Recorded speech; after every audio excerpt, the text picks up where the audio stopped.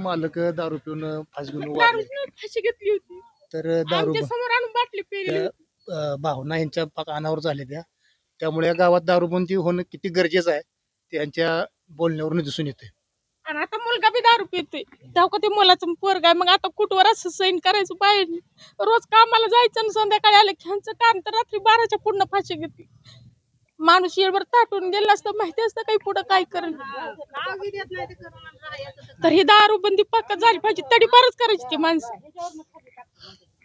स्वतःचं जीवन सुद्धा स्वतःला संपवायला भेट नाही. नक्कीच आम्ही आमच्या चॅनलच्या माध्यमातून तुमच्या व्यथा शासनापर्यंत मांडण्याचा स्वतःचं प्रयत्न जीवन करू. सुद्धा स्वतःला संपवायला भेट नाही. दारूच्या पाठी एवढी दारू यांना प्रिय वाटते आणि दुसऱ्याला बी जीव द्यायला परवानगी करते ती. मग कसं जगायचं माणसाने. म्हणून एक पेणार बी तडीपार करायची, जे गावाला त्याला तडीपार करायचं आणि एकणारला बी तडीपार करायचं.